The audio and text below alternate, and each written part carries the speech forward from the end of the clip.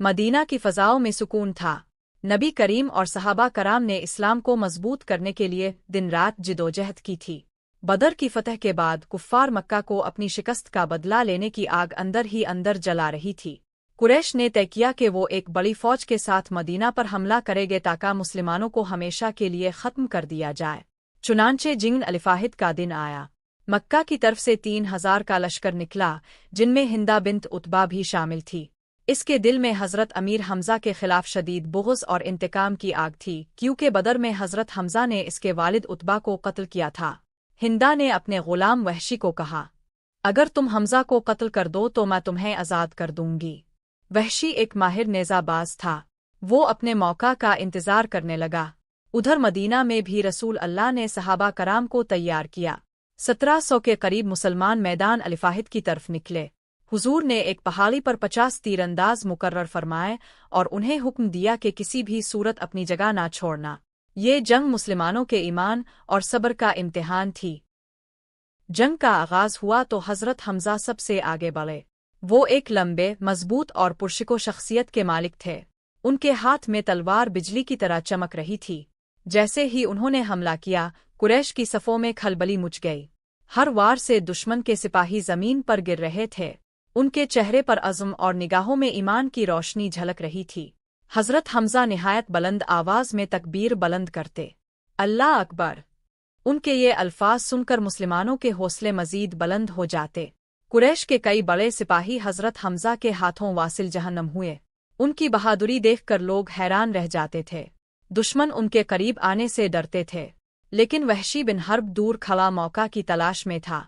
वो हज़रत हमज़ा के करीब जाने की हिम्मत नहीं करता था, क्योंकि जानता था कि अगर सामने हुआ तो एक ही वार में ख़त्म हो जाएगा। जंग जोरों पर थी। गर्द और गुबार के बादल अलिफा रहे थे। तलवारें टकरा रही थीं, नेज़े और तीरों की बारिश हो रही थी। मुसलमान अपने ईमान की ताकत से लड़ रहे थे। हज़रत हमज़ा एक के बाद एक दुश्मन को ज़ेर करते जा रहे थे। हर वार के साथ इस्लाम की अज़मत और ताकत बढ़ती जा रही थी। वहशी एक चट्टान के पीछे खड़ा देख रहा था। इसके दिल में खौफ भी था और लालच भी। वो जानता था कि अगर इसने हज़रत हमज़ा को शहीद कर दिया तो इसे आज़ादी और इज़्ज़त मिल जाएगी। हज़रत हमज़ा एक मुशरिक को मारने के बाद आगे बढ़े ही थे कि वहशी ने दूर से अपना लंबा नेज़ा पूरी कुव्वत के साथ फेंका। नेज़ा सीधा हज़रत हमज़ा के पहलू में लगा। उनके होंठों पर कलिमा जारी था, आंखों में ईमान की रोशनी झलक रही थी। ये मंजर मुसलमानों के लिए नाकाबिले यकीन था। शर्न खुदा सैयद अल-शहदा हज़रत अमीर हमज़ा मैदान में शहादत का जाम पी गए। जब खबर फैली कि हज़रत हमज़ा शहीद हो गए हैं, मुसलमानों के दिल गम से भर गए। अब की आंखों से आंसू जारी हो गए। अपने फरमाया, अल्लाह की राह में तुम्हारी कुर्बानी अजीम है। लेकिन हिंदा का बुग़्ज़ यहीं ख़त्म नहीं हुआ। इसने शहीद के जिस्म की बेहुरमती की। ये मंजर देखकर हुजूर और सहाबा कराम का दिल खून के आंसू रोया।